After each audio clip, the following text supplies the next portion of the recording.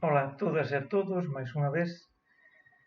Xa había uns días que non subía ningún vídeo e son horas de facer unha actualización, non?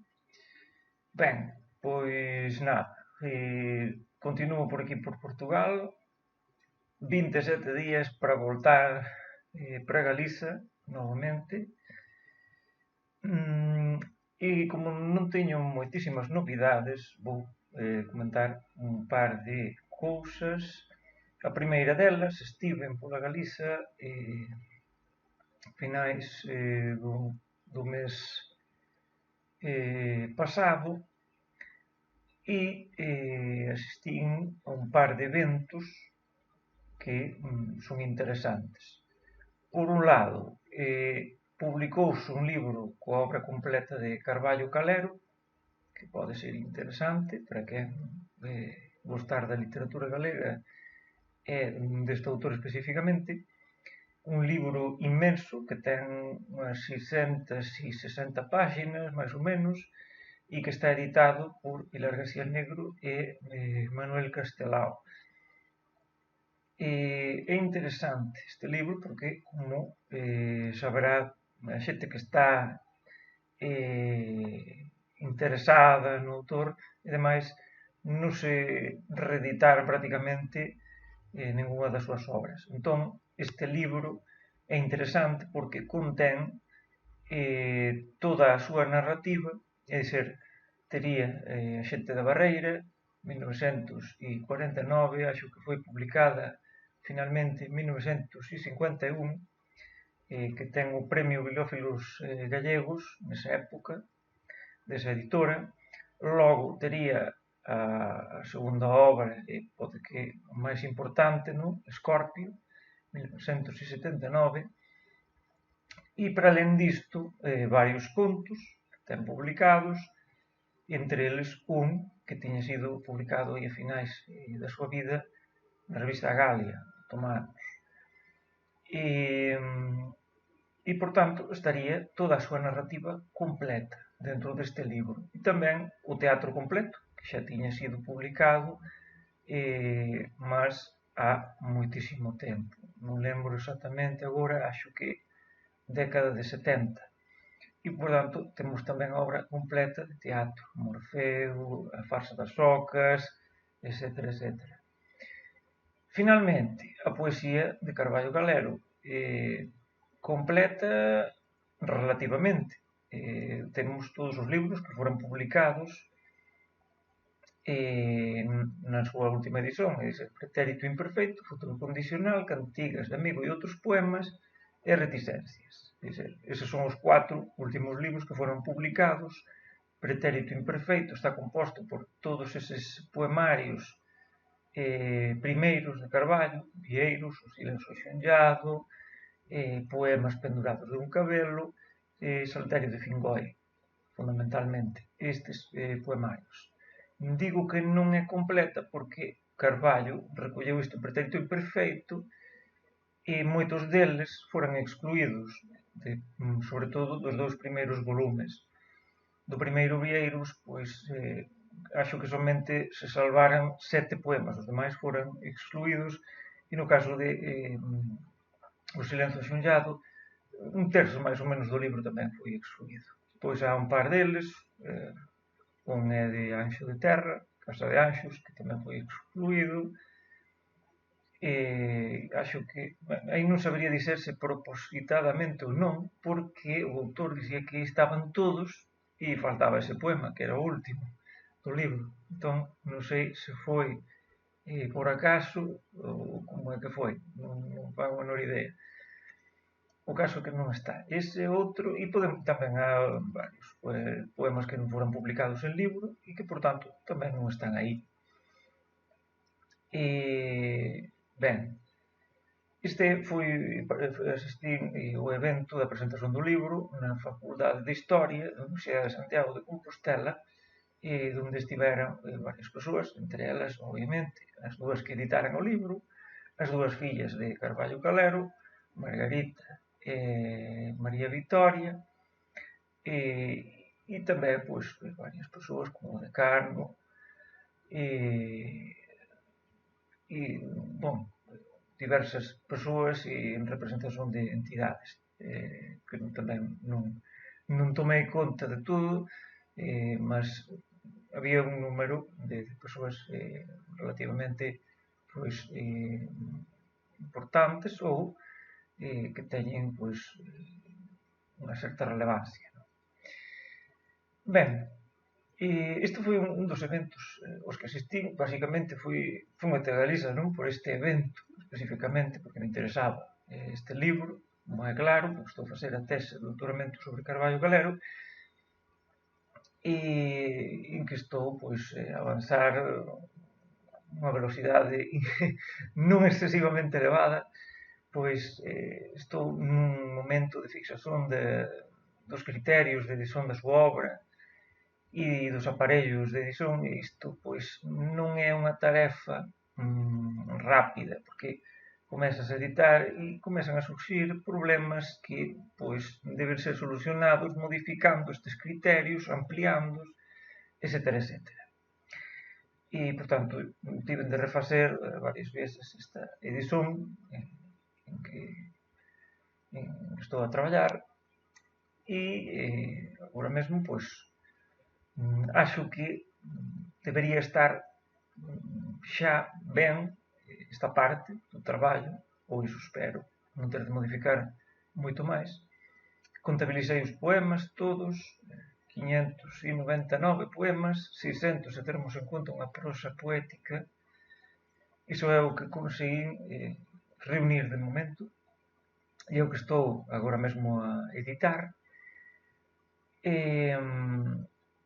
Bon, a idea é pois continuar con este traballo, con este traballo que estou a facer agora mesmo no doutoramento, até ir de volta para Galiza, e pronto, mudando un bocado de tema, aproveitando que estaba na Galiza e ese evento era nunha sexta-feira, no sábado presentaran na Coruña o novo documentario da AGAL, da Asociación Galega da Lingua, que é unha continuación do coñecido como Decreto Filgueira Valverde, que podedes achar na plataforma de vídeos en YouTube. Para quen non tiver visto ese vídeo, pois resulta informativo e relevante debido pois, a que nos está a mostrar ese percurso en que foran establecidas as normas do galego que basicamente chegarían até hoxe en día. E, por outro lado, agora xa este documentario daría conta máis ben desta última época da nosa vida, a época máis recente, contemporánea, en que pois, se comenta tamén a situación do galego, o que se está a pasar con el, e non quero pois, adiantar, facer aí, como dicen por aí, spoiler deste documentario, que acho que está bastante ben editado e que é bastante pois, entretido, é fácil de ver. E, por tanto, pois animo todo o mundo para asistir o vídeo este. Acho que é moito bom.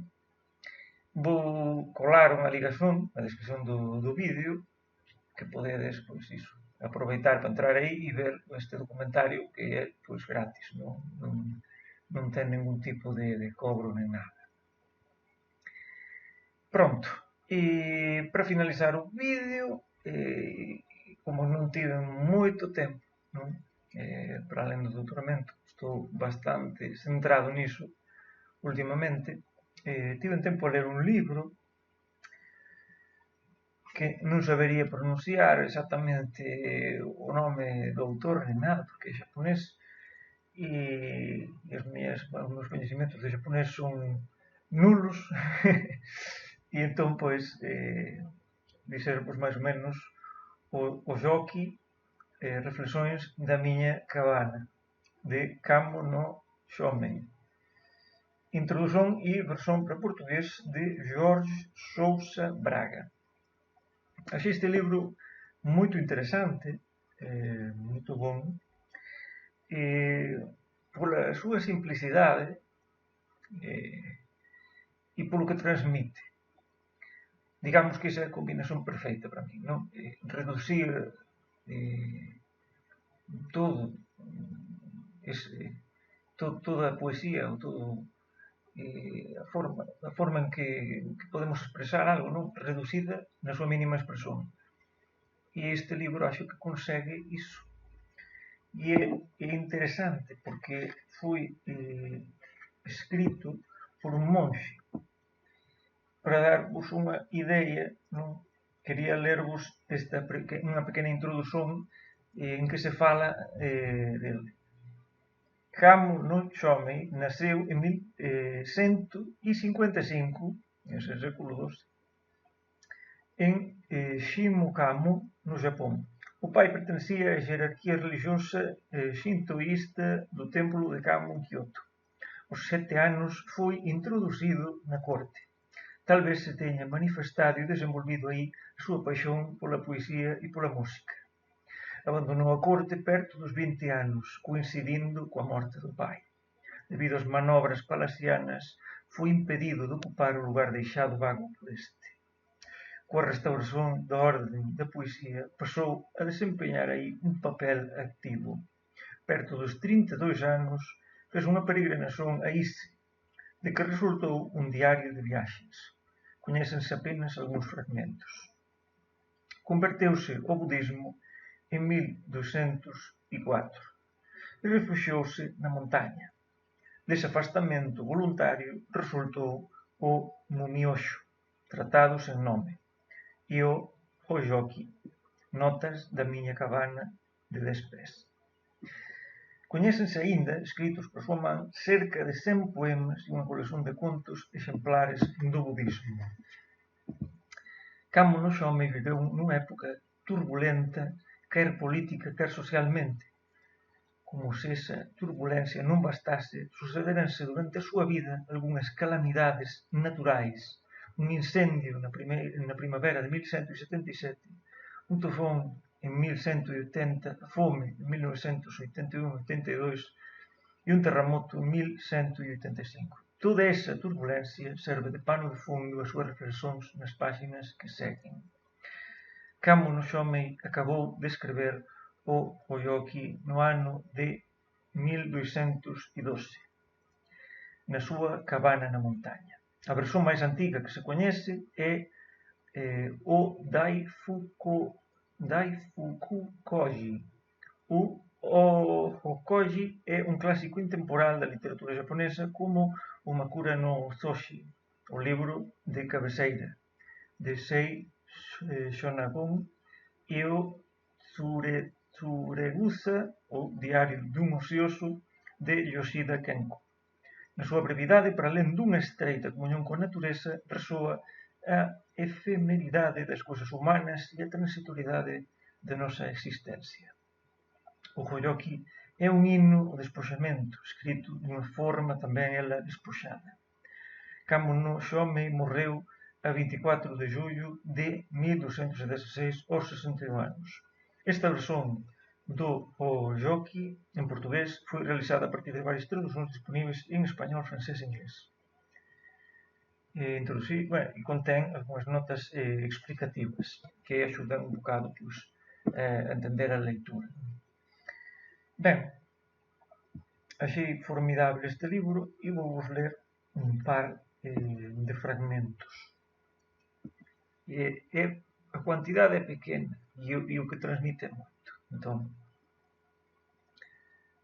un río corre sen parar, mas a agua que corre nunca é a mesma. Aquí e alí, na superficie tranquila, flocos de espuma aparecen e logo desaparecen. O mesmo se pasa cos homens e os lugares onde habitan.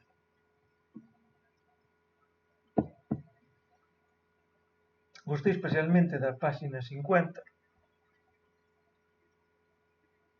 Os poderosos son ávidos por terra e poder. Se alguén posúe moitos bens, será respeitado, enquanto se for pobre, só esperan preocupacións. Se dependes de alguén, acabas por pertencerlle. Se tes paixón polos outros, serás escravo desa compaixón. Se te adaptas ao mundo, vais sofrer moito. Se non te adaptares, enlouqueces. Onde quer que alguén vá e faz o que fizer, dificilmente encontrará descanso para a alma e para o corpo. Pronto, non sei que vos parecerá, mas eu adorei este libro. Pareceme impresionante. Os textos son moito curtos, mas é como outros textos de índole religiosa, non é? Como a Biblia ou qualquer cosa deste tipo. Son textos que teñen unha profundidade de leitura que há que pois, de alguma forma investigar, há que entrar e perceber non só o externo, non só as palabras, senón o significado delas. E acho que iso é o que realmente configura o que entendemos como literatura. A literatura non é só a palabra, non é só a forma, ainda que há algúns movimentos literarios que colocan a forma por cima do significado, etc., etc., mas, en xeral, para min, é a vontade do autor que se esconde detrás das palabras a que codifica a mensaxe que aí está. E o leitor debe de codificar a mensaxe que está detrás do texto, que non ten por que ser unha, senón varias. E aí é onde está o interesante da literatura, o interesante de cualquier produto literario, como podería ser tamén un filme ou cualquier cosa do tipo. Está o que nos mostra, está a violencia, está detrás ese porqué da violencia.